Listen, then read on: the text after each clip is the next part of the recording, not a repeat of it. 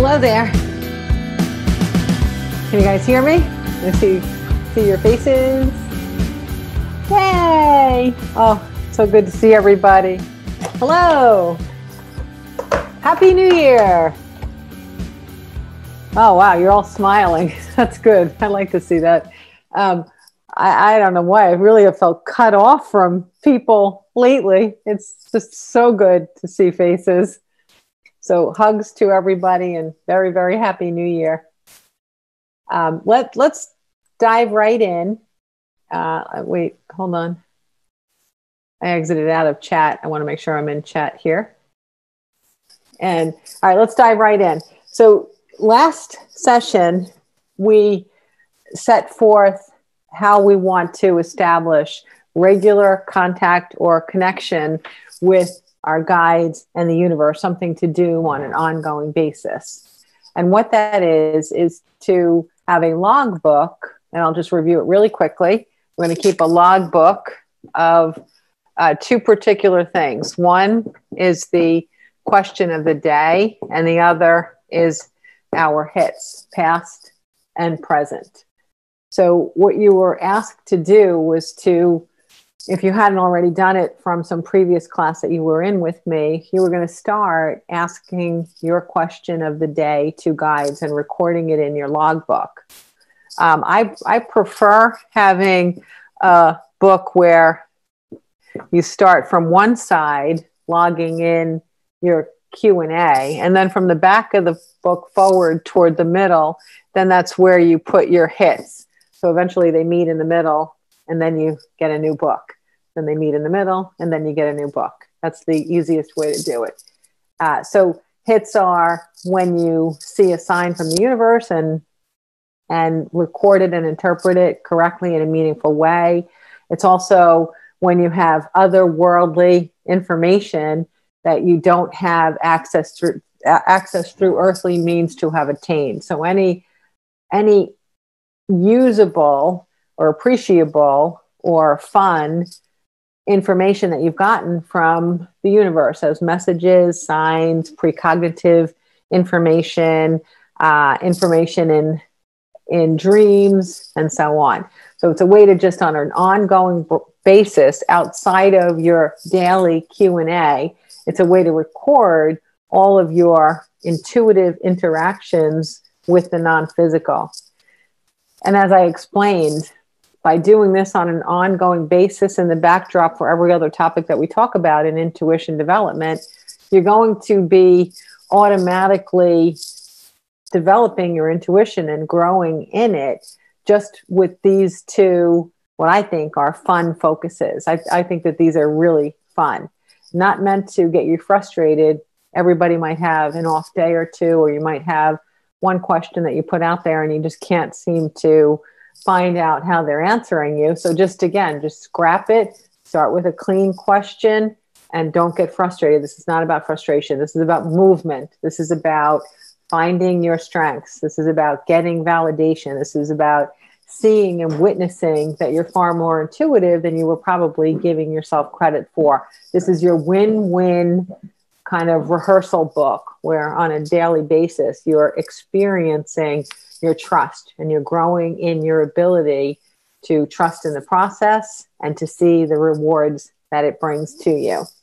Okay, so if everybody knows how to use the chat room, if anyone had a particularly memorable or meaningful experience with either one of those two homeworks, you can either raise your hand or you can type it in the chat room, whichever one you prefer.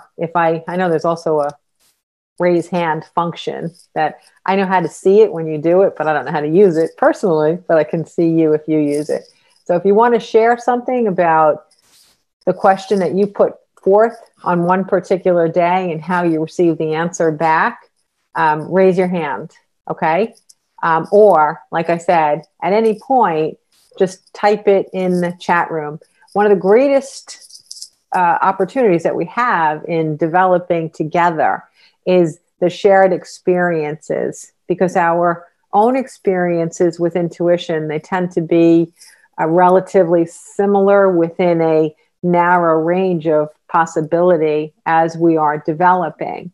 But then when we start to see more expansive possibilities, how other people are interacting with guides or receiving signs, or how they're interpreting things, or even the nature of their questions, it can spark expansive ideas and experiences for you. So again, just feel free to share at any point in the night.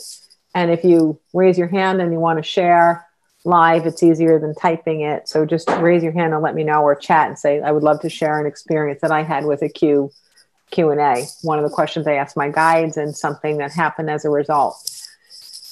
The other thing I mentioned this last time, is we're going to be doing this every month, this intuition development class. We're going to be pulling up different topics and expanding into things that you've practiced or haven't practiced, and maybe some new ideas and new types of experiences. But through it all, little by little, as a result of what I bring through each evening, I'm creating a sort of guidebook, your guidebook to guides. So your guidebook to guides. And so even if when people start popping in February or March or next summer, and they haven't been a part of the group, they'll get this sort of crash course manual instruction booklet so that they know what exercises we have done and played around with in different ways to, on an ongoing basis, strengthen their own relationship with intuition. So that way it helps that everybody, no matter when their starting point is, they'll feel like they haven't really missed out on something, that they can review and study that on their own and then participate right away without feeling like they've been left behind or left in the dust. But it'll also be a great tool for you that, I know I've been through this. There's times when you feel really like stale, like you're getting nothing. You could go weeks on end and you're like, I think the guides abandoned me. They'll never, ever, ever abandon you, of course. But you might have something that you're focusing on in your physical journey, something that's distracting, something that is commanding a little bit more left brain activity. But there's something in your space that's precluding that sense of interconnectedness. And just remember that it's temporary. But if you ever feel frustrated in that temporary period, then you'll have the book to just kind of glance through and flip through the pages, and you might get inspired by a particular idea or tool that we've used, or a different way of thinking about something, or angling yourself differently. It's better than just staying there in isolation and feeling frustrated.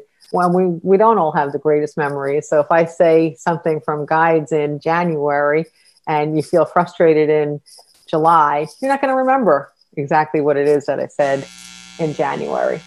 Okay? All right, before I begin tonight's specific topic, one last chance as you're remembering all those phenomenal experiences you had with the Q&A over the last month. Anyone want to share any story here? Okay, we have Monica.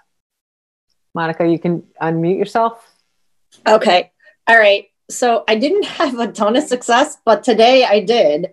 And this is the very shiny penny that turned up when I was walking out of the grocery store, and I'm getting together with a friend, a guy, on Wednesday, and I'm worried that it's going to be a little challenging. And so I said to myself, I am, or I will be, the light of consciousness. I heard that through Eckhart Tolle, like, we are the light, they are, we are all the light of consciousness. Okay. I think it's in the Bible too. I am the light, you are the light, we are the light. Okay. And so I said that to myself. I'm like, okay, that's what I'm going to be. That's what I am. And all of a sudden I look down on the ground and there's this wildly shiny penny. Wow. That is right down. That's a good description. Wildly shiny, because that is wildly shiny. It is. It's like not even an old rusted one. It's a big one. And I always think pennies are lucky. And so anytime I find a coin, I'm excited about it. But right when I said it, it took 2 seconds. And I said it to myself. I didn't say it out loud. So I thought that was kind of funny. I like that. I think that's really cool. Yeah. Just out of curiosity, Monica, what year is the penny? Well, 2020. I had a feeling it was going to be 2020.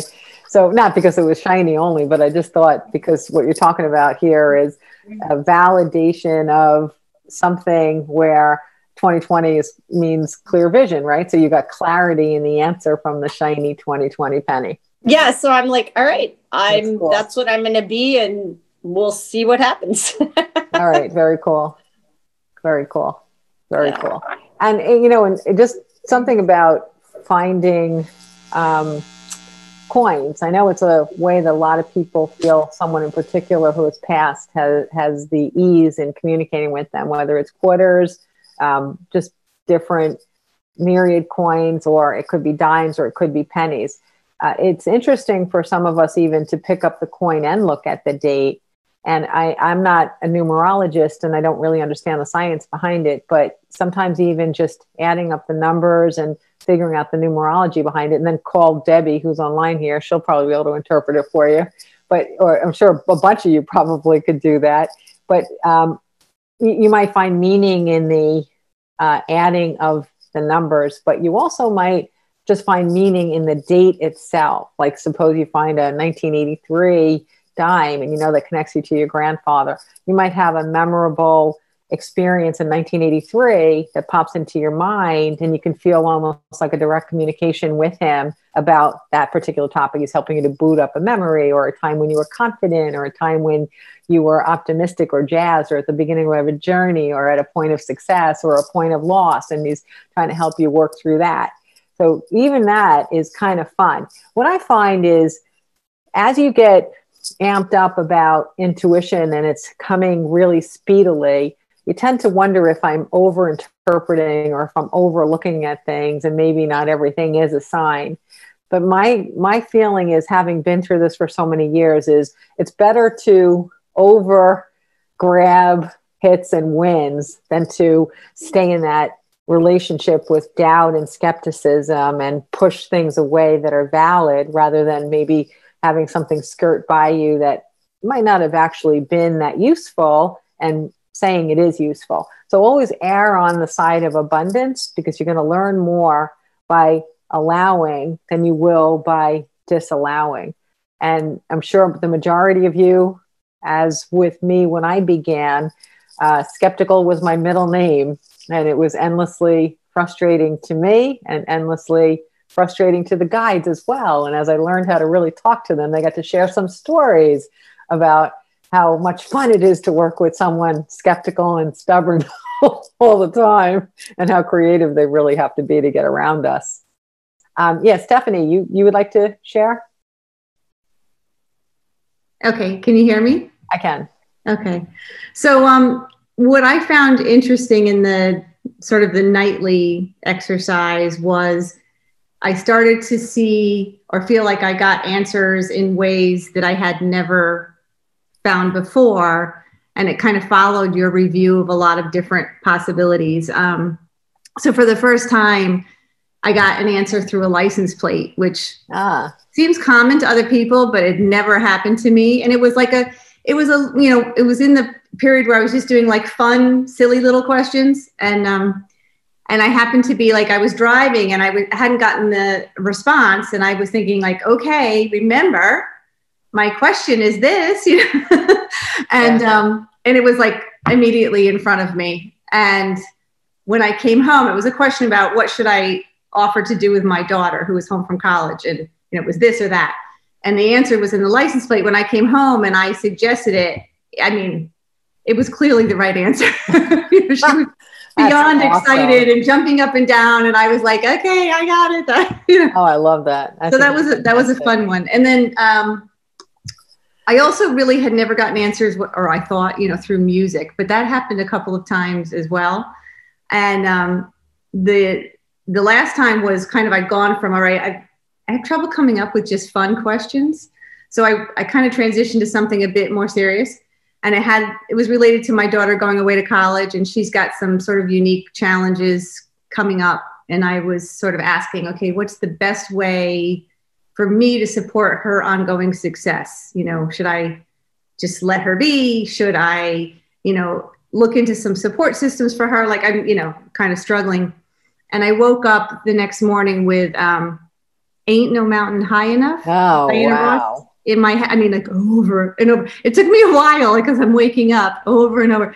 And I thought, oh, I think I should look at the lyrics. That's and when wild. you look at the lyrics, the answer is very, very clear. And that was a big wow. So that's fantastic. That's a great story. Yeah. I'm writing privately to someone because I think you're stimulating an idea of a story I would like to share,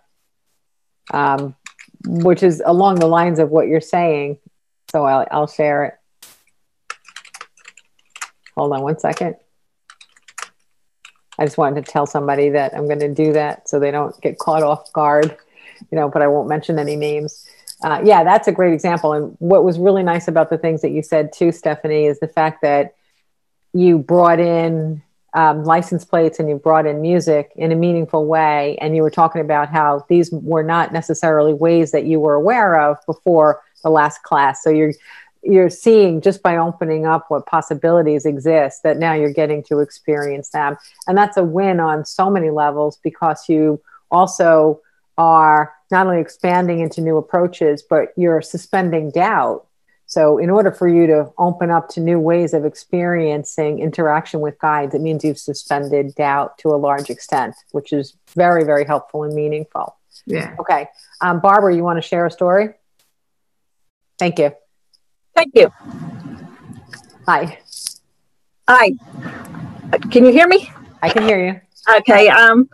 I have for a long time kind of thought I was intuitive, but I've always kind of based it on myself, just tapping into, God or whatever. But I particularly have tried to connect with my grandmother, who I never met. Immediately, I thought of my mother because we were always so close, but then I was afraid that I would know what she was thinking, so I wouldn't be able to really trust that it wasn't me anticipating her responses. That makes sense. With a lot of the questions I've been asking, I've been getting pops fairly quickly on for answers to them. And after a while, I'm still, as you mentioned earlier, skeptical that, is it coming from my guides? Is it coming from me? So one particular question one morning, I woke up and I said, who do I next need to do something nice for? So fairly, in a short amount of time, the name Carl came from me. Now, Carl is a neighbor of ours. We're not particularly close, but we're neighborly, and he occasionally shovels our snow for us. So I figured, all right, Carl, that's good. But I said, listen, so I can trust this process, can you give me a physical manifestation in some way so I can be sure that that's really what you mean? So I probably forgot about it. And the next day I was driving to work. And as I drove around the corner, it was like, there's a giant sign, Carl's Bail Bonds. So all right. So I very much. But I had a second experience like that. I was just asking the other night, it's like my niece is pregnant. So I was like, all right, so boy or girl? Oh, great. And, and again, boy popped in my mind right away. I was like, all right, well, listen, can we see a physical manifestation? So an hour later, I went for a walk and I'm walking down the driveway. The first thing I saw was some broken blue glass that was strewn in the bottom of the driveway. So that part's fun for me because trust is a huge issue for me in, getting into this process. So being able to see the confirmation and feel like I'm connecting to this grandmother I never met is really, really cool. Barbara, the last couple of sentences that you said are almost exactly what this whole entire class is about. I think each one of us at one moment in our life or every moment in our life, we say, trust is a big issue for me, and getting that kind of validation so that I can trust is so important for me. And that's what gives us the confidence to move forward and see more and know more and be more and experience more and be more playful and have more benefit come from it. But you really articulated that beautifully. Thank you. So I'm going to just look at her face. Is it okay if I share just that story a little bit? Okay, I will. So I want to tell you a funny story because you brought up music. And so I was I was doing a session with someone. I was walking up, we were meeting in person. And when I was walking up, I get this song in my head. And I have to tell you, it was irritating because it's not a song I like, and it's not from a movie I've ever seen, but it just seemed like some goofball movie from probably the 80s or something, or even 70s. I don't know. But I wasn't feeling like, yay, here's a win. But I knew that the song was for the client I was about to go see. But every now and then I have to just hand something off to someone, not necessarily knowing why. And I have to leave it in their capable hands. And hopefully one day I'll get feedback as to what it all meant. The person it is, would you unmute and share? I'm putting her on the spot. So anyway, she'll just give you a brief answer to it. But so the song that I got was Xanadu. And if anybody ever heard of that movie or that song, it's like, come on, it's not something you're ever going to think of again as long as you shall live, right? So here I am at the end saying, oh, your guides would like you to know, they'd like you to figure out why you got this song and have fun with it. Meantime, I'm like, oh, I wish I could just take this back. I wish I was an auto mechanic today instead of a psychic. But anyway, so I handed it off to her, but she just happened to tell me what happened. Can you fill us in? Sure. Can you hear me? Yeah, I can hear you. Okay, so the song, I wasn't sure if it was a song or the movie. She said Xanadu, and I'm like, oh God. Me too, that's what I said. Yeah, not a favorite. So I really had no idea what it was. So then I looked up the synopsis of the movie, and Xanadu actually was like a guy falling in love with one of the muses. So this is Zeus's had nine daughters, and that's what it had to do with. So it's about goddesses who came for love, and the guy fell in love. I don't know what else you want me to tell. So first of all, I thought that was a very strange way to find out what that obscure movie was about. Yeah. That I would hand it off to her, and then I find out, well, maybe if the movie had been done right and people had a high enough level of awareness when someone was channeling the concept, maybe they would have come up with a pretty darn good movie, because it sounds like an interesting premise, right? But the interesting thing was the reason that they gave me Xanadu then, and in hindsight we can figure it out, they gave me Xanadu because sometimes when you have a higher level of awareness, you almost feel like the muse visiting the earth, where you have to hang out with people whose levels of awareness are lower, and you have to bring yourself into their comfort space while managing that you have a bigger knowingness of what the circumstances are, but you can't be of value to them because they're dedicated to the space in which they live.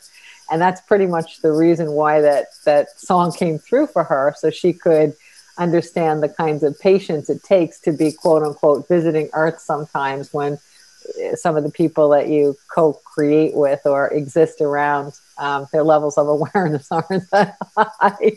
And it does take some patience. Yeah. But yeah, it's fascinating. The whole process is really, really fascinating. Okay. Anybody else before we move on? Let me just make sure I didn't miss any hands or anything else in the chat room. Okay. We're good. Okay. I'm going to just mention before I completely start the topic that a lot of you have let me know if you wanted a partner. Some of you I spoke with anyway, and I asked, even if you didn't ask me to ask you. I was just trying to get organized because, I'm not very organized anymore. The right brain is too active to let the left brain settle in for too long. But if you did not let me know that you want a partner for the homework assignments for today and for however long they ask you to work with that partner, just email me, Karen at Karen Garvey. Just say, looking for my intuitive partner. Or if you have one and you both want to tell me who you are, each other, email me that. I told you I'll always give out solo assignments as well. I'll let the guides do partner assignments, and we'll always get solo assignments because some people logistically or for whatever other reason, some people really don't want or don't have the ability to work with a partner. I think that there's a different kind of exercise and strengthening that you can do with someone else that you can't necessarily do alone. But even if you're doing a solo exercise, you're with us or you're watching the video the day after. So you'll get the benefit of people's sharings. And beyond whatever homework assignment they give you directly as a solo, you'll figure out how to make that work for you in the absence of a partner plan. Or you may wind up grabbing a partner of someone in your household or a good friend. Okay. All right. So, this is why I was mentioning it. Told you, organization skills, right? After tonight, if you and your partner, you both have been assigned, all right, I need you to email me who is A and who is B. Okay, so you can decide for yourselves, but I need to know who is A and who is B, because A is going to get one assignment and B is going to get the other. You're going to share them, but you can't know each other's assignments. You follow me? So you're going to have to email me. Hi, I'm partners with, Tamia. She's A and I'm B. Okay?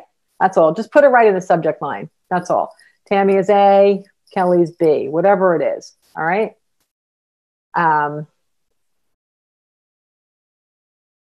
Okay. Kelly, I think I sent an email to you and your partner. So if you didn't receive it, I can resend that and I'll make a note to myself to do that. I really got to make a note to myself. I'll write it up here where you guys can't see. I did, for some reason it didn't get through, but I did send an email to both of you. Okay. All right. So, and then if I don't get any email from you by, so I'm either going to get an email that says who's A or who's B, or I'm going to get an email that can I have a partner, or I'm going to get 0 email. If I get 0 email, you're going to get the C email by Saturday. Saturday is your deadline. Does everybody understand that? Okay. So if I hear from you, I'm either going to assign you a partner, you're going to have your partner, and we'll give you the A or B assignment by Saturday, or you're going to tell me if you're A or B, you're going to get your assignments by Saturday. If I don't hear from you at all, you're going to get the C assignment by Saturday unsolicited. Okay, everybody understand? Okay, good. If not, just raise your hand or put it in the chat room. I hope I made that clear. All right, so tonight, what we're talking about is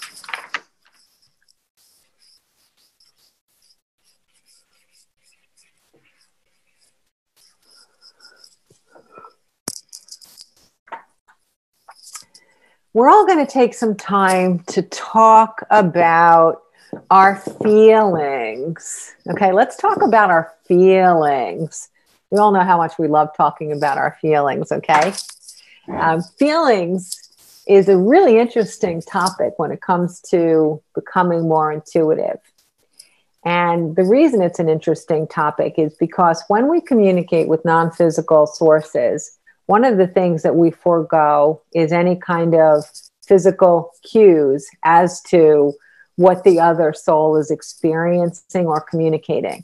When I'm sitting here with any of you, whether it's in person or even through Zoom, I have cues. I have visual cues. I could see if you're smiling. I could see if you're falling asleep. I could see if you are raising your hand and have a question. If I'm with you in person, I can feel your vibration. I can hug you. I can hear the tone of your voice if you're speaking to me or you're not muted on Zoom. So there's a lot of context for me to be attaining intuitive information, whether I'm aware of it or not. Not only is it in all of that sensation, but we also get a lot of cues from a person's appearance, like the kind of glasses they wear or their hair color or their age. You know, we think we're only making assumptions by categorizing people into boxes, but that's not necessarily all. You can be looking at someone and it might not be that they have a something that says, like a June birthstone, but there might just be something about them that you're sensing they were born in June. We can be picking up information from a physical being that's more complicated or difficult to pick up from a soul that's not in physical form with you. So one of the things that we have to use adjunctively in communicating with the non-physical is our feelings. So what we're going to be working on this month through today's conversation, in addition to our homework assignments, is we're going to be working on exploring the possibilities of the sensation of feeling when we're connecting with the non-physical. Remember that when you do your homework assignments, we're going to set time aside in the beginning of each class to talk about homeworks and the experiences that you had. You never have to discuss yours, but as you can see, anyone that is able to share, it broadens our sense of possibility and also gives us clarity to some things that we might not have even known we had a question about.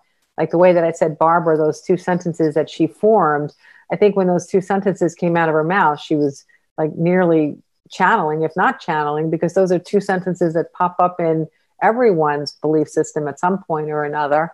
So this sharing part of it can help us grow more rapidly. And it can also make you feel less frustrated if you think you're not as far along as everybody else. You can see we all go through the same experiences inevitably. And I'm sure some of you are online right now, but when I'm giving intuition development classes, I find it remarkable that the person in the class who is the self-declared as the least intuitive and the one that's far behind every single person in the group, and they feel, embarrassed or less than or whatever, they're usually the ones that get the most dramatic, specific interactions and hits, and everybody else in the room is like, oh, wow. So it is kind of funny how our ability to recognize our own strength, it does get enhanced when we are talking about things in a group. Living inside your own head isn't going to be your best avenue to expand your knowledge of your strengths and capabilities, and also to strengthen your capabilities. Okay? All right, good. All right, so feelings. Let's talk about feelings.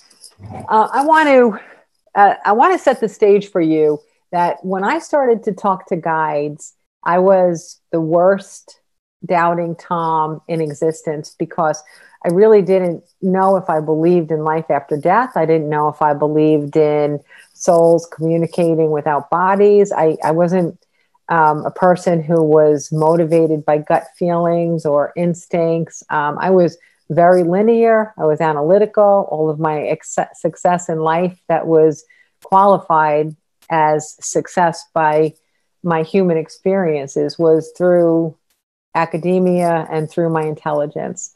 So I had no occurrences that could indicate to me whatsoever that a resource other than intelligence was of value for making decisions or for being interactive in the world in any way.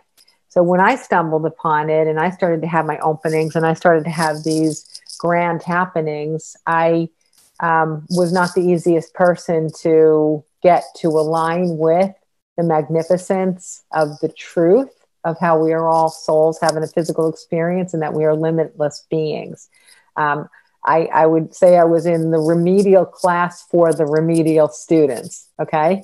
And then in the remedial class for the remedial students, I was the stubborn one in the remedial class for the remedial students. Yeah, that's what it was like to work with me. But what would happen is that there were certain things that would just chip away at my hesitation. And a lot of those things were magnificent and could not be explained. But even after I would have a breathtaking event or moment happen, I would usually pant my way through it. And then I would wake up in the morning feeling completely disconnected again and being back into a position of complete doubt. So it was tedious. It was very much like a recurring event every single day. But what wound up helping me to really kind of blast through that doubt and that hesitancy was sensations. sensations help to override the limitations that my left brain brought in. So as an analytical person, I was always using logic to determine another interpretation or explanation for these miracles that were occurring. And I could, trust me, I was so damn smart that I could find a logical explanation for every miracle that occurred, even if there was no true analytical human resource for the chain of events that would happen. So what came in as my ally was sensations. Because for sure, a logical human being who was experiencing something in the physical, who didn't even know that that was a possibility, there's no way I would have credited some source of logic to explain the sensations that I was getting. And eventually, as I started to get all of these incredible sensations, they would parallel with magnificent signs or conversations or whispers from the universe or pieces of validation.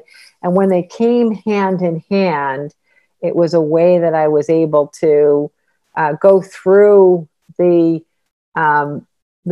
dampening of being skeptical more quickly, because both the sensation and the happening in combination got me to the sense of being validated and living in trust and in faith and in confidence more quickly than only an experience was giving me. Okay. So I think the best way to help you understand the sensations part of it is I'm going to explain to you some of the things that I have experienced in the physical just through the practice of daily allowing myself to connect with guides. There's the ones that you might suppose, like getting the chills, feeling extra warm all of a sudden, getting a rush of the sensation of well-being in my chest. I've also had different parts of my body vibrate or tingle, just particular portions of my body. When I started in 2005 or 6, everybody knew me. I used to say I had an iron stomach, and it was great, but it was also my nemesis because I could eat anything, anytime, anywhere. I could eat a bucket of nails, and my digestive system would be like, yum.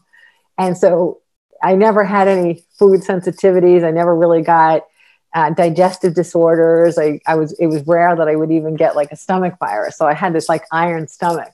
So one of my guides had figured out that because I was so certain I had an anomalous stomach that wasn't prone to any upsets, one of my guides figured out how to vibrate, I guess, like the lining of my stomach or something. But she used to literally make me nauseous every time she wanted to speak to me.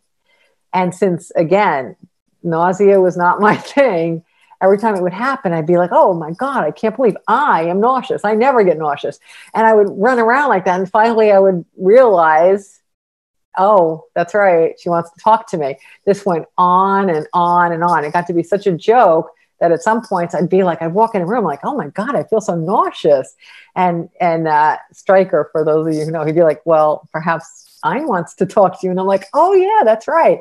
So I would go and I would separate. I'd get myself into the position to communicate and get the message. And then my stomach would be fine again. Now, honestly, let's see a show of hands. How many people have ever had guides communicate with them by making them nauseous? Anyone? I get that they did some freaky things with me so that I wouldn't have limits in helping other people explore their connection. Because if I only had one success route and then I taught you one method of success and I implied that anything outside of that was invalid, what good would that be to you, right? They wouldn't be any good. But by me having such a wide variety and all over the map, I get to tell you that, yeah, that's good. That's really, really good. All right, I am falling behind on my messages, but I'll catch up to that in a second. Still to this day, there's a guide that I feel him in my chest when he wants to communicate. There's one guide who doesn't contact me commonly, but when he does, he'll vibrate my left leg from the knee down. So it's so specific. When I vibrate from the left knee down, I know it's him. So I'm really accustomed to this now, that probably about 4 different guides use different body parts of mine to let me know that they would want to talk to me. But just to even know that that's a possibility is, really cool. In working in the earlier days, I would see that I'd have a client who, there was one particular guide that used to give her an eye twitch all the time whenever he was around. Or if he wanted to tell her, I'm here and I love you and everything is okay, her eye would twitch. So it's interesting to find out that these feelings, physical feelings and physical sensations, can really help to validate your experiences and can help to promote your acceptance and your appreciation of the fact that, yes, this is real. Yes, you are really doing this. Yes, you are capable. Okay. Let me just catch up on, I just want to read this one chat.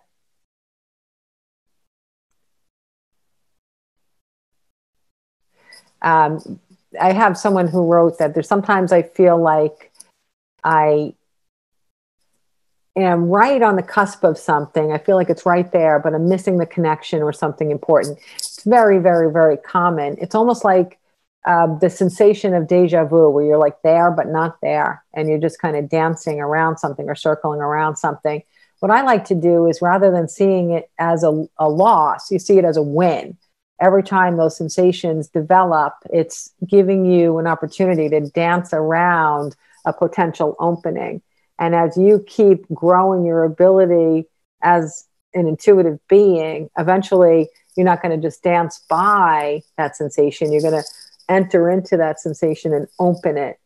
The way I've always seen communications with guides is that when they start to see a little crack in a window with you, like you've left the window open a crack, they're like, look, crack. And they come in there with a crowbar and they come in there with every single thing they can do to jack that window open and come flying in. So what you're describing in there, that dancing around, I feel like it's there, it's something, I don't know what it is, I can't get it. Just allow it and feel good about it, because one day the guides are going to figure out how to get in there and make that wide open for you. All right. So don't fight it. Don't disparage yourself over not being able to open it more. Okay. Yes. To the next question. I'm on private, but I'm going to put it back on everyone because I don't know if your questions are coming in accidentally. All right. That might be better. Oh yeah, it did, because I just got another message. Okay. I'm reading another one that's in there. Doesn't happen often.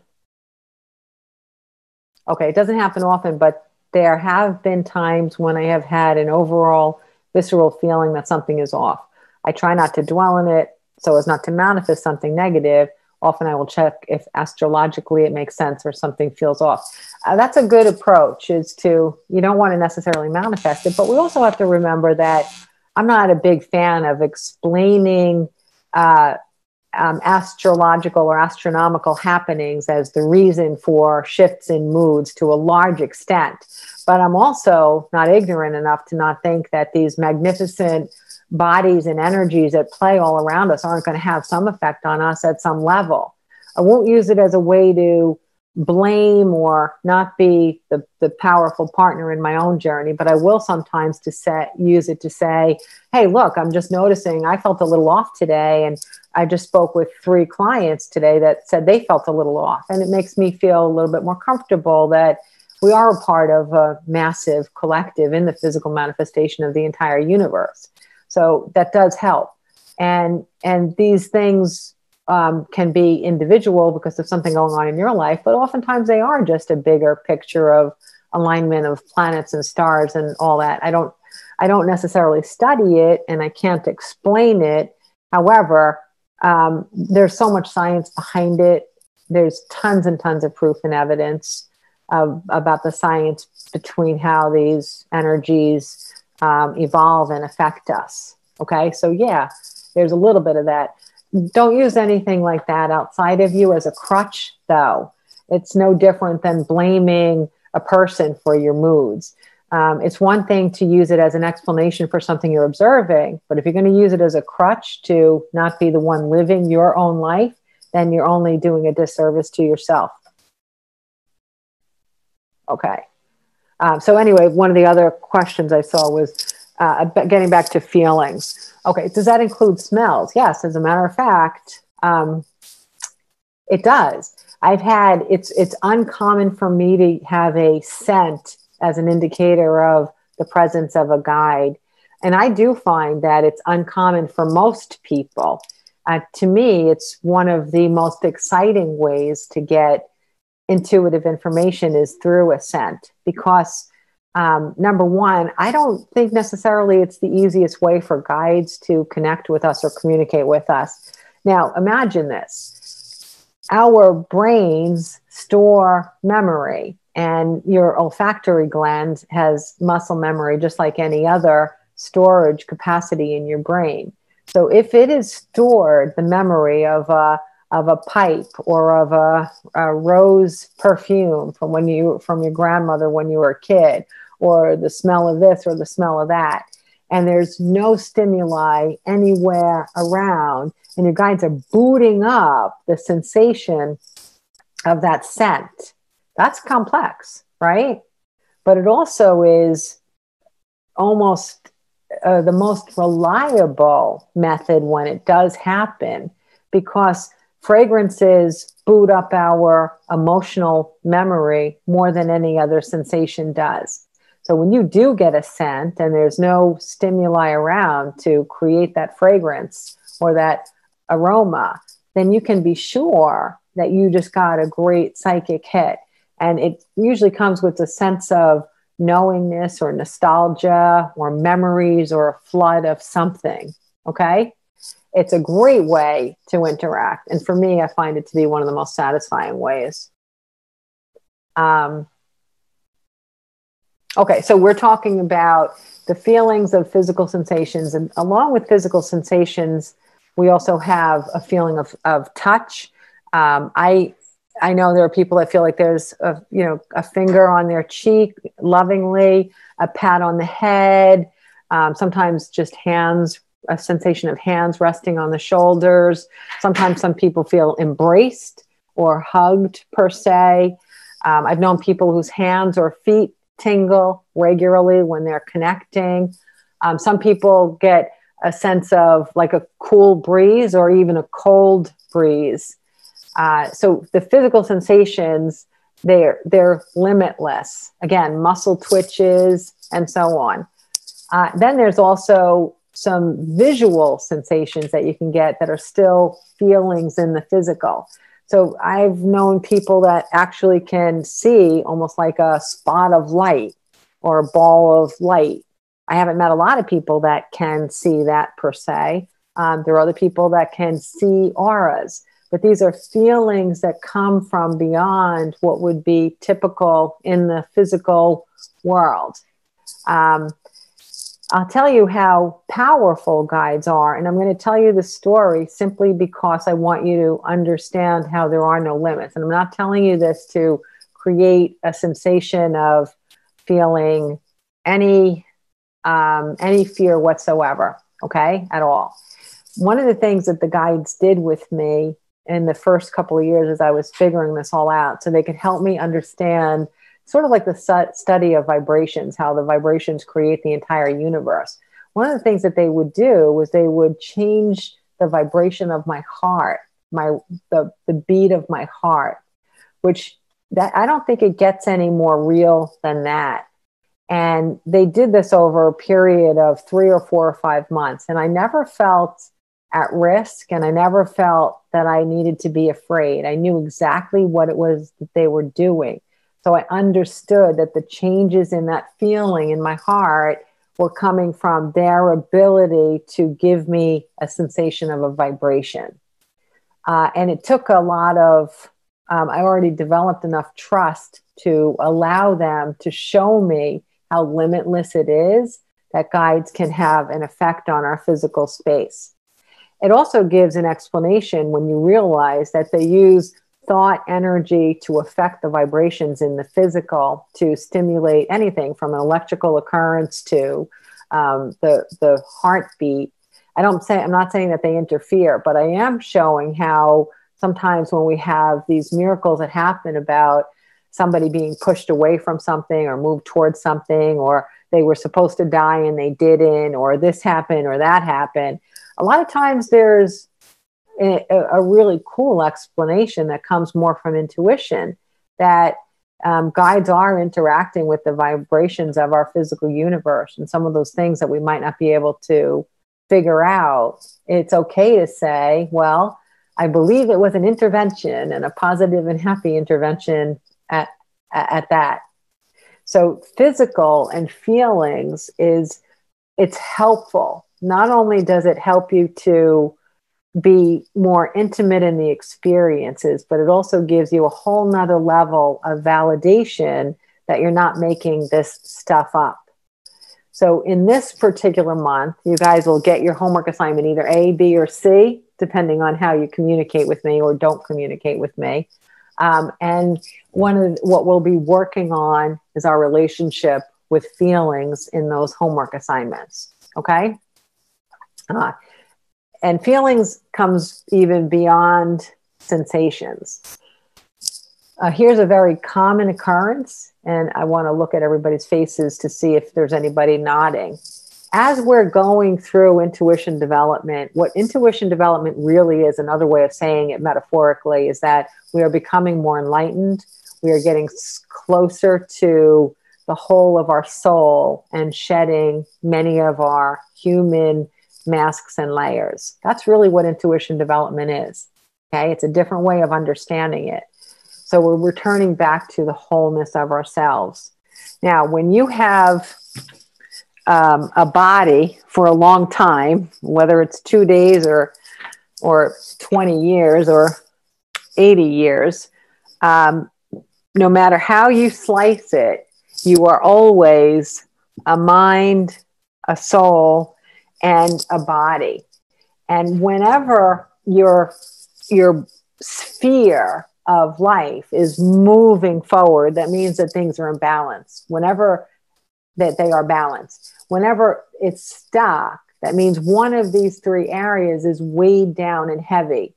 And when one is weighed down and heavy, it's like a ball that won't roll. It'll just keep toggling back and forth on that heavy weight, and it can't move. You understand? So people who disregard the mind and the soul in lieu of the body, they're going to get stuck. People who give all of their weight and energy and time to the mind, and they ignore the body or they ignore the soul, they're going to get weighed down, and they're not going to move forward in their lives. And likewise, even if someone gives all 24/7 to the development of the soul, and they ignore the body and the mind, they're going to toggle back and forth and get weighed down on that portion. And so that's one reason to understand why it's so important to be balanced in how we are honoring the mind and the soul and the body in physical manifestation, because we have all three. Now, if you, hold on one second. This just in. Hold on a second. Let me listen.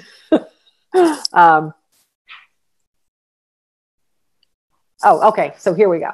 So if you are doing a lot of intuition development, which means you are actively pursuing enlightenment, you are actively pursuing bringing more soul into the sphere, you're not going to get out of balance because you're spending some more time bringing in soul. What does happen is as you bring more soul in, everything in the entire sphere is going to expand. Okay.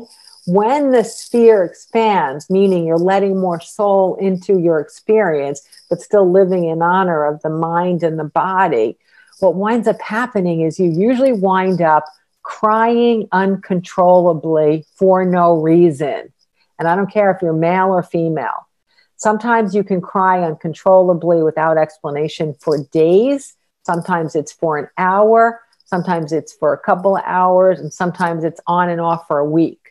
Now, the way you can identify this is that there's no tragedy or big earthly issue that precipitated it. You're not in a state of grief.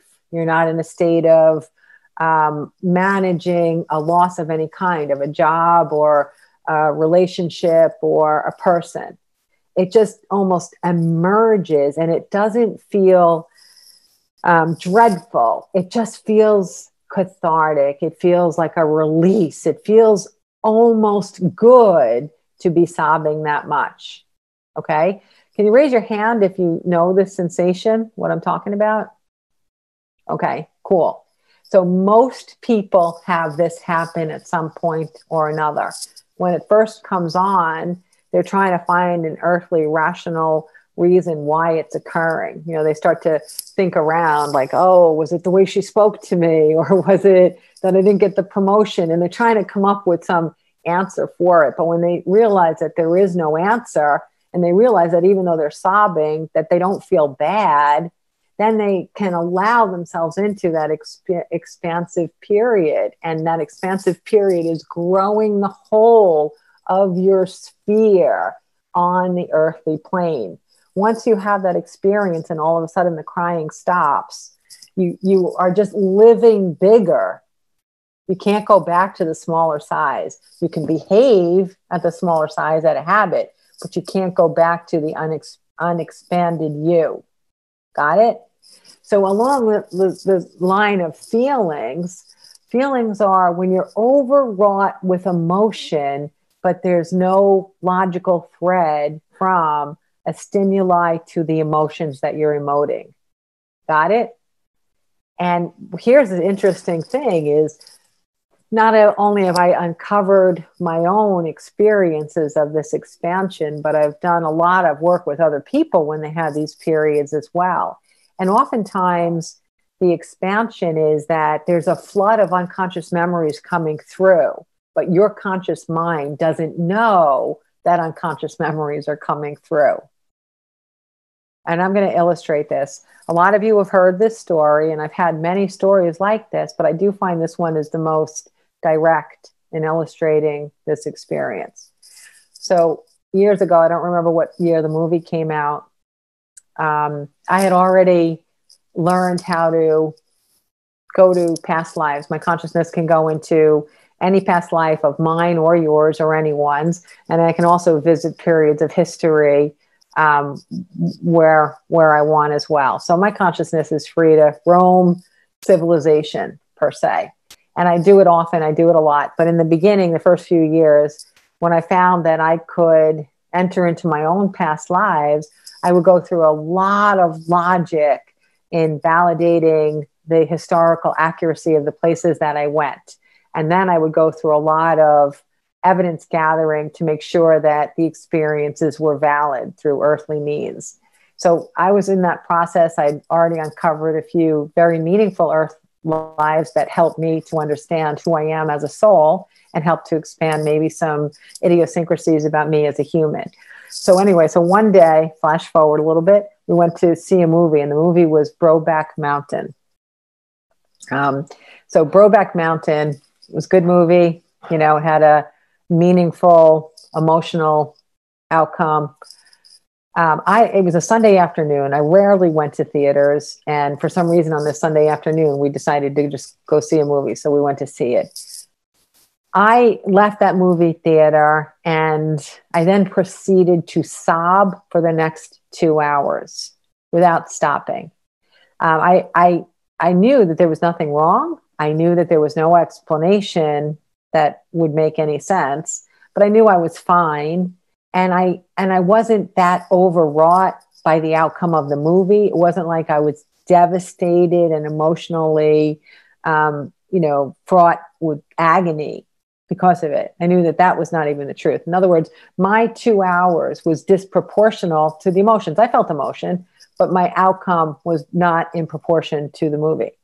So 2 hours of nonstop sobbing. I had 3 relatively little kids at the time. So I separated myself from the family. So I didn't want anyone thinking I was nuts, right? I spent years hoping nobody was going to think I was nuts. And here was another moment. So I'm hiding. And when I finally come down, you know, I put some makeup on or whatever, and everything's fine. Well, that night, after I got the kids to bed and I settled down and I spoke to guides, of course, I wanted an explanation for what happened. And immediately, my guides have the ability to take my consciousness somewhere. I don't always have to direct it. So they took me immediately to a past life that I'd experienced a dozen times already. It was a past life I was familiar with. But what they took me to was a further step in that past life. I knew I was a gay male. It was around the times of Shakespeare and theater. I was an actor in theater, and there were only, basically from my experience in that past life, there were only gay male actors in theater. And so I knew this life and I knew how it felt. But on that particular night, that Sunday night, as they took my consciousness, I experienced myself 100% in the physical, as though I were there with my male lover, experiencing the sensations of being gay in that earth life. So what had happened, why I was crying for 2 hours, was because I was bringing through the unconscious memories of reconciling gayness in the human construct, where there's so many variables as to acceptance or not. And what it was amazing to me is that I was happy I already knew the past life. I didn't think about the past life whatsoever when I was watching the movie. I was looking at the movie in today's modern terms. I wasn't relating it to me in that past life, because I'm not someone that says, I feel like this because this happened outside of this lifetime. I have enough of a hard time saying I feel like this because of this lifetime, let alone another one. Okay. It's like overload. So that didn't even enter into my mind. And yet the feeling of expansiveness, of bringing in then the sensation of physically remembering what it was like to be in that capacity, in that role, and having that human journey, just, it sort of like took me through decades of knowingness and growing. What's really strange is that on the other side of that event, like within the weeks after that and the years after that, and I won't say this out of an intimate group like this, a small group that we're in, because a lot of people wouldn't understand this, but I feel like I don't have compassion for people who are navigating being gay in this human construct. I feel like I have knowingness of it. You follow me? So I'm not going to go around telling anyone I get how you feel, because that sounds shallow and it almost sounds egoic, right? But I feel like I do, because the feelings of experiencing through intuition, all of the memories of having had that experience, feel like they're as much in my being as the Karen experiences of this physical life. If I didn't have the ability to enter into past lives, if I didn't have the ability to talk to guides, I still would have had those 2 hours of crying and sobbing, but I wouldn't have had a meaningful explanation for it for myself.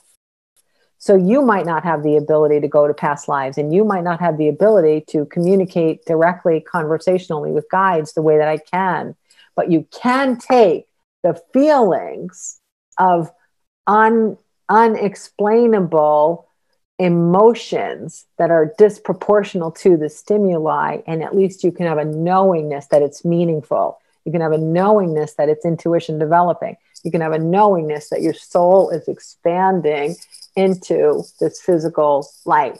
And you can have a knowingness that you're bringing forth unconscious memories, even if you can't remember them. So basically what I'm telling you to do is to pat yourself on the back when that happens. Okay? So understand that these feelings are meaningful, even if it's difficult for you to explain what they mean. Okay? If I knew it, I got to expand knowingly. If I didn't know it, I still got to expand. Everyone understand that? Okay. I'm way behind on messages. So you guys smile at each other for a moment and do sign languaging, because I'm going to catch up so I can answer these questions. Okay.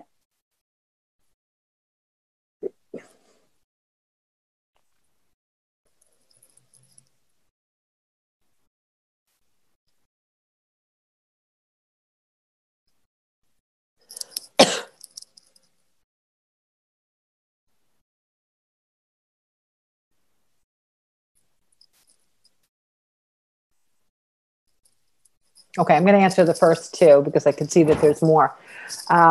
One is I smelled the scent of fresh laundry several times while walking my dog, but I have no idea what it means. What I get for you specifically here is that what you're being brought back to is a past life memory of when everyone in the community hung their laundry outside.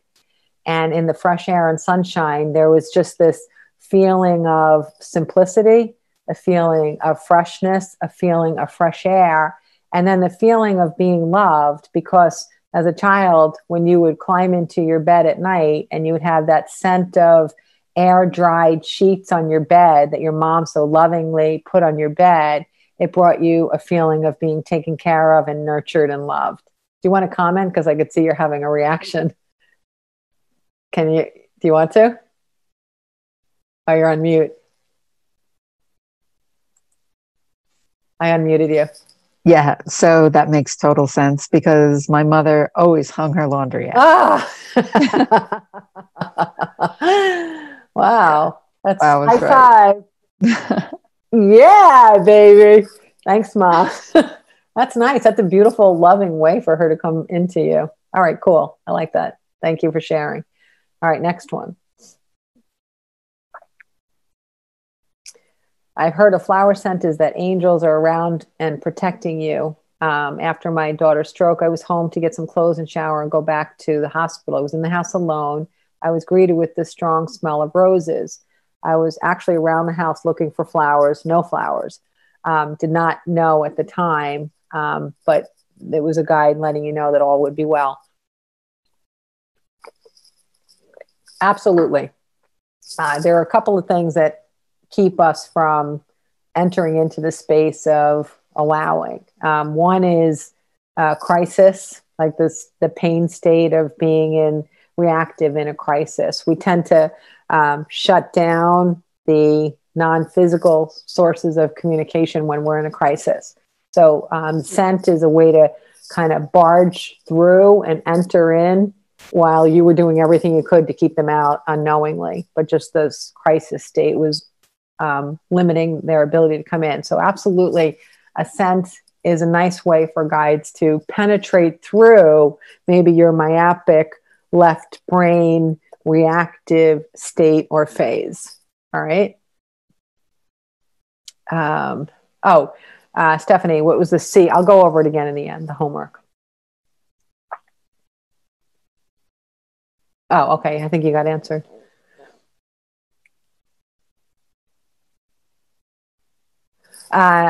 You're talking about Kelly. Is that a direct feeling that you now always have access to? Like the unconscious memory of that physical life? Is that what you're talking about? Let me find Kelly. Kelly? Yeah, absolutely. Anytime, if I want to understand any emotions that might be similar to those emotions, I can easily enter back in that space, and I am as physically that man from that earth life, myself, as I am Karen in my physical body. Okay. It's interesting. I often said, I wish that I could have like a sketch artist with me all the time, because if they could draw out some of the things that I'm getting for people in sessions, but also the experiences that I'm having, like I could go into a store right now with old fabrics and furnishings, and I could pick out my bedspread. I had this canopy on the bed. I could pick out the exact texture and color of the textiles around the canopy. It's so real. It actually feels as real as, like I said, being Karen. Okay, I got a question. So I have empathy instead of sympathy. Yes, That's exactly it. But I wouldn't go around telling human beings that as a heterosexual in this earth life, I have empathy for the homosexual experience and some of the challenges that may prevail. I'm not going to say that, right? Because really that sounds so selfish. It sounds so ignorant. But yes, that's exactly how I feel. I feel like I understand the feelings because I can conjure them up and live them. I mean, I can remember feeling rage at ignorance during that period of time. I can remember drinking excessively as a result. I can remember taking a glass and throwing it across the room when somebody was ignorant. And this was during a period of far wider acceptance. And I was living in a career path that was fully embracing, right? But I can still remember the sensations. Yes, it does feel to me like empathy. And there are many, many experiences that I have re-experienced from past lives that do make me feel empathetic instead of sympathetic. Even though I haven't had that experience in this physical life, I feel like I can conjure up the memories of the experiences and the feelings. And I like that because it helps me to feel, I won't tell people that for the most part, because I'm not going to pretend to know what they're going through, right? But at least it helps me to guide in a way that they feel heard. Do you follow? Okay.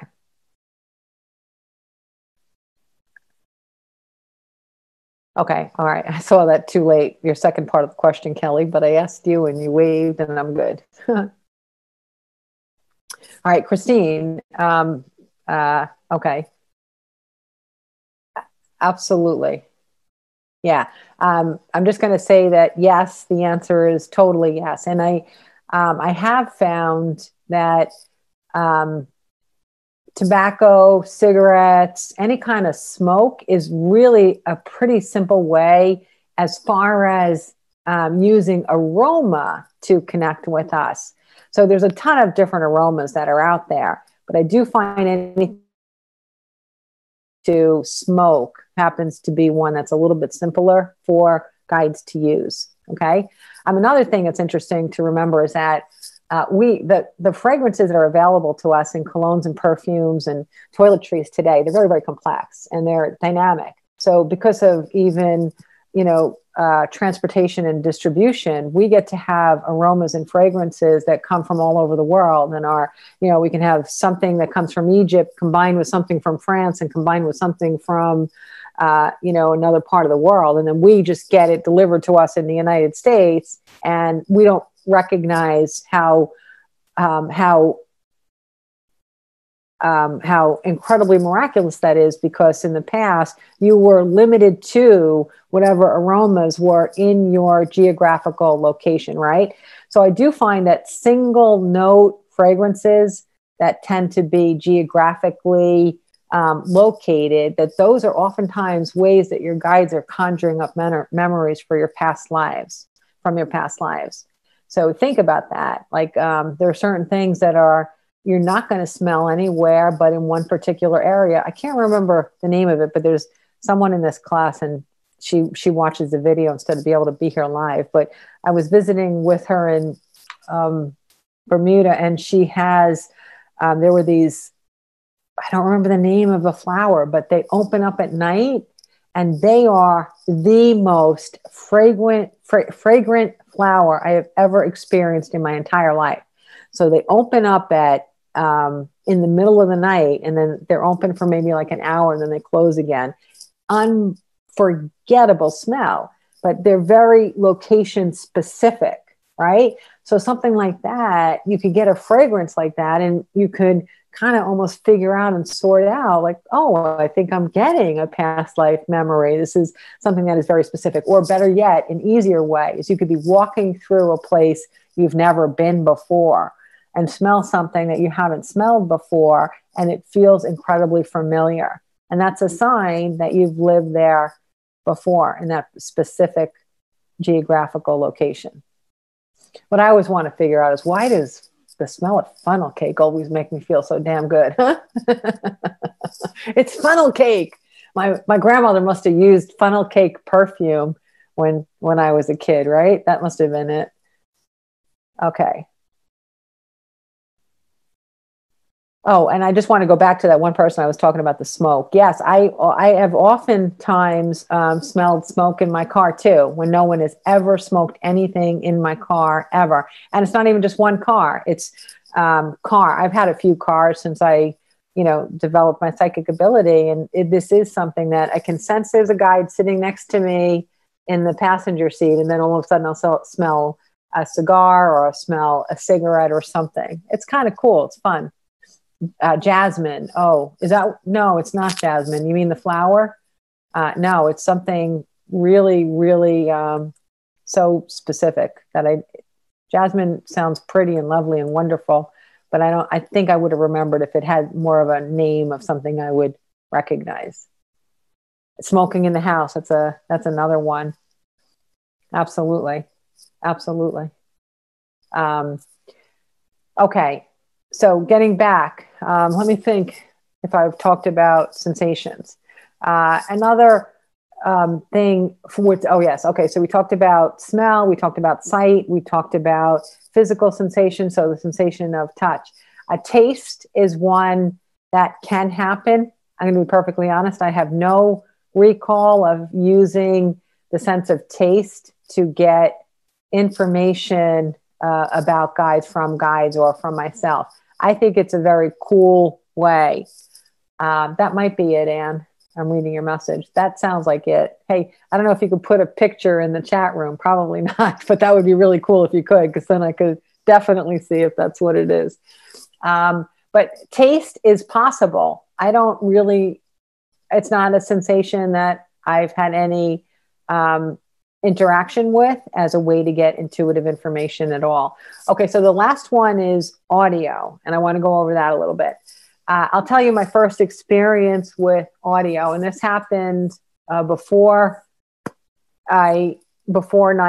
I don't remember what year it was. It was probably around 1999, maybe. I don't remember, but it's kind of cool that it happened before 9/11. So I was still living very left brainy, and a couple of things that happened when I was purely left brain, I managed them in the moment, or banked them, or booted them up, or had a little fun with them. But then I didn't really make a big deal out of them because I didn't have anywhere to plant it and grow it. So some of them, it was so meaningful that after I became intuitive and could communicate with guides, then I would remember, oh, I remember what happened in 1999. Guides, can you explain that?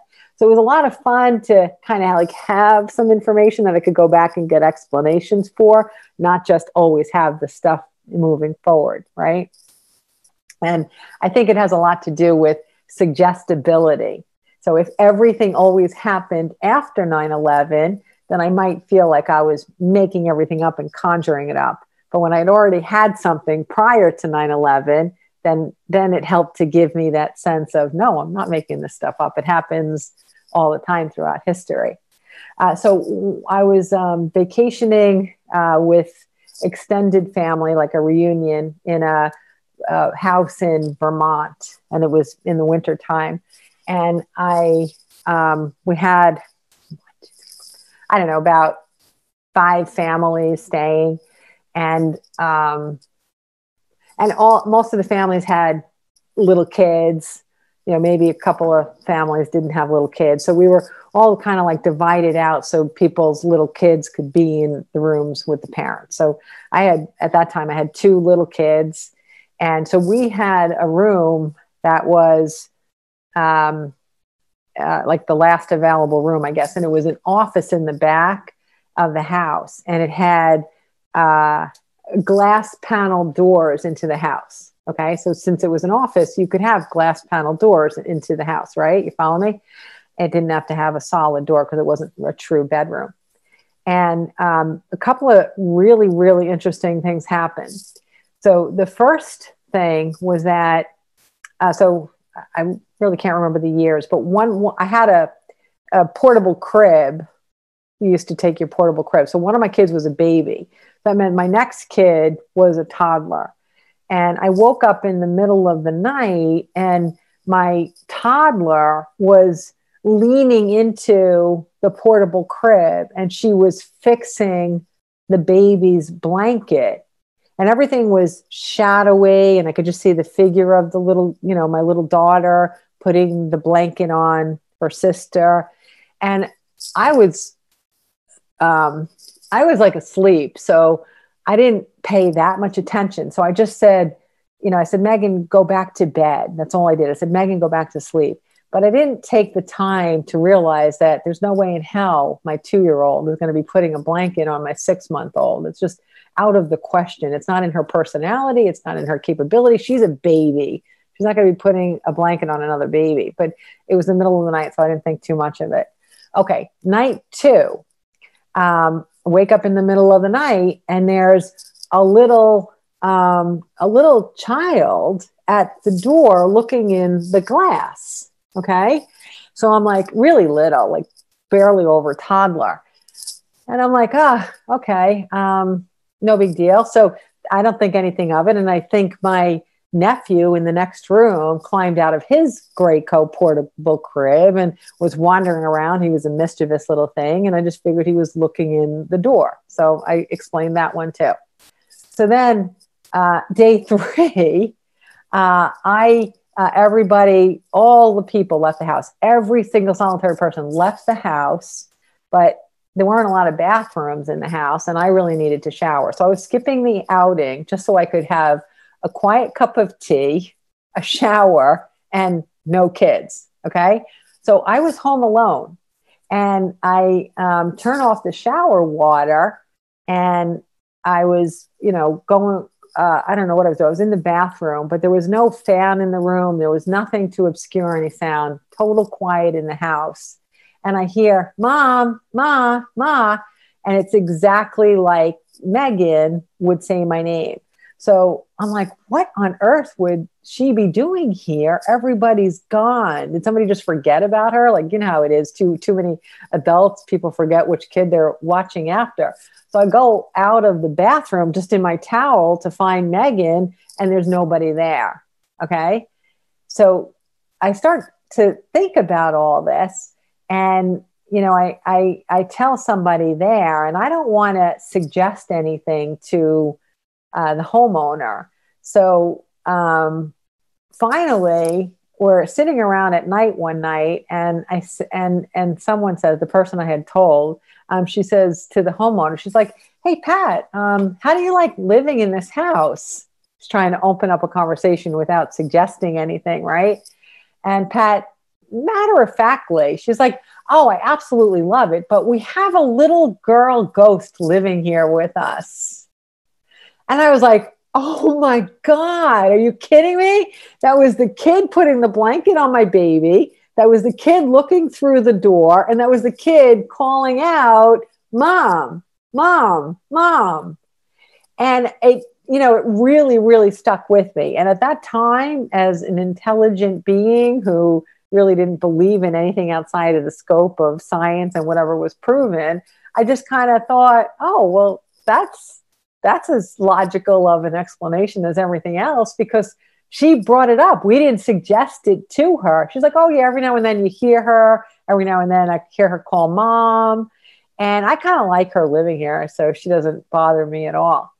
But the reason I'm bringing up this story is, first of all, if you ever want to talk to me about ghosts, I got lots of fun ghost stories. Ghosts are never bad or mean, so don't be afraid. But the other part of it is that I heard Mom. So sometimes we actually will hear something. There's a difference between the interior audio system that comes on with intuition than the external one that sounds so clearly like a real voice has landed a sound, right? Sometimes you could hear a word and it pops as if someone is in the room and says it out loud to you. So to me, that kind of audio sensation in connecting with a non-physical being is very, very powerful and meaningful. And it's always worth writing it down and jotting it down. Because even if you can't come up with the meaningful explanation today, even if you glance at it again later in the future, you might have developed more expansive views of what it might be. You might have more clues. You might have more knowledge of communicating or connecting with a specific guide. So you may have more of the puzzle pieces to help you interpret what happened. And you might also be one who speaks with me. And so pull it out of the book and tell me what happened, and I'll interpret it for you or with you or from your guides. Okay.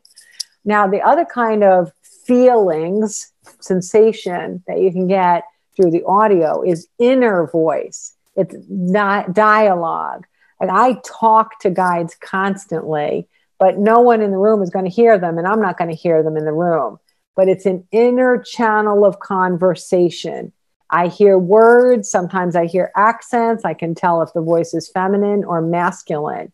Sometimes the concept just comes to me and it feels like I heard it, but it didn't necessarily come audially. Okay. But it still feels like I heard it. So all of these sensations are methods for us to connect with the non-physical. And all of them are valid and worthy. And all of them, as you experience them, or I don't know what I did with my marker.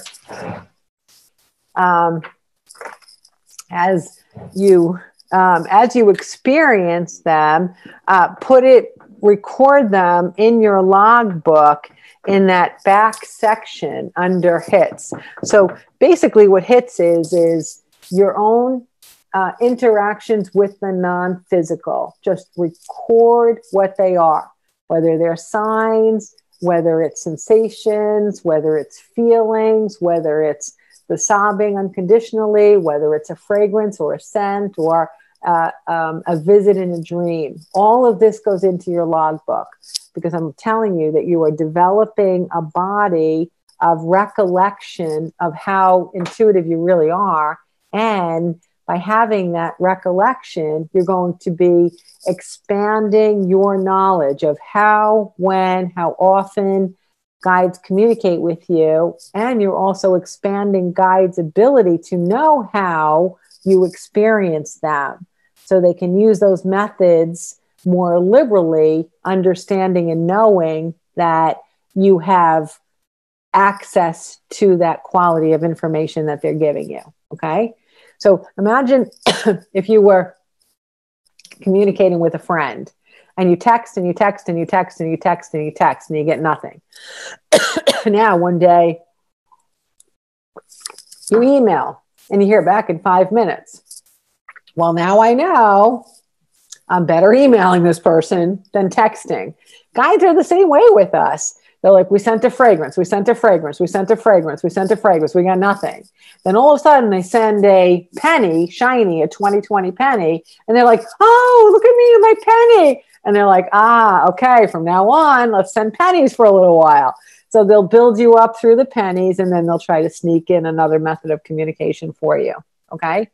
One other point that I want to make before I just give you a little brief summary of how this homework assignment goes to, just to review it.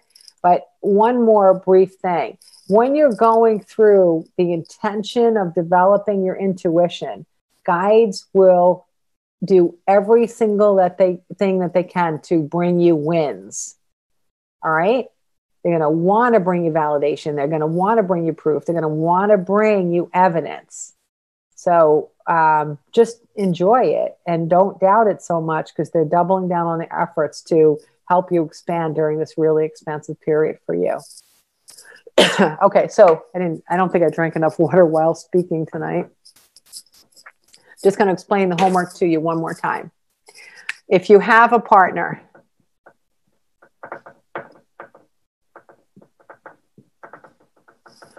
you're just going to write to me. If you have your intuitive partner assigned already, you're going to write to me and say, let me see the first person I say. All right. In your subject line, it's going to say Jeannie is A and Kim is B. All you need to do. Okay. Then I'm going to send Jeannie assignment A, and I'm going to send Kim assignment B. Got it? You're not to share. If you need, an intuitive partner, just put in your subject line, intuitive partner, please. So you don't have to write please, just intuitive partner. You don't have to write anything to me in there. just intuitive partner, then I'll assign you the partner. When I assign you the partner, I'll assign one of you as A, and I'll assign one of you as B, and then I'll separately give you your assignments. So once you say intuitive partner, please, you don't have anything else to do except at some point receive your intuitive partner's name, contact information, and your assignment A or B. If I don't hear from you, no info, don't hear from you by Saturday, which is the 16th, if I don't hear from you by the 16th at all, okay, I'm sending you homework assignment C, and that's a solo assignment. So you don't need a partner. You don't need to contact me. Everything is up to you, what you do, how you do it, if you do it, and so on. Okay? That's how it goes. All right? There is, like I said, it's always your choice. And if you want to do an assignment solo, you're going to get benefit of it. But as I'm going to just reinforce again, that sharing has really, it just gives you so much more experience in all of those little nuances, and helps to give you confidence, and helps you to give experience, and helps you to just practice your own intuitive ability when you have a partner. All right. Okay. I think that's about it. I know there's a worldly question here too, but I think I'm going to have to wait. Oh, the year before us, my 10th annual, the year before us will be on January 30th. It's a Saturday from 1 to 3 p.m. If you register in advance, you will also get a gift sent to your home. If you register, I can't remember what the cutoff day is, but you'll get a gift sent. It's a relevant gift, but you'll get something sent to home. So the date is January 30th. It's the 10th annual, the year before us. And it'll be action packed, and I will have some surprises. It's on Zoom only online. I've decided not to do in person this year for obvious reasons. But we'll have a great time. We'll get the word of the year. We'll get insights into what we can expect from the vibrations of 2021. And most importantly, I think it's always the most important part of it, is we'll get information on how we can best use the energy of 2021 for us to each individually have the best possible year ahead of us. And I think there's a whole bunch of you here that was at my year before a seminar in Grenada last year. Hands down, it turned out to be very, very, very, very, very, very helpful, the information that came through in Grenada. And it's always helpful. We can go back and look at every year before us since 2012, and they're dead on. Over and over and over again, they're dead on. I like them. I find them helpful. So I hope to see you on January 30th as well. And then I will see you again on the second Monday of February. And don't forget to bring some information about any meaningful experiences you have with the homework, which I'm sure you will have all done. Okay? All right. Thank you, everybody. Happy New Year. Great to see you. And I will see you again soon.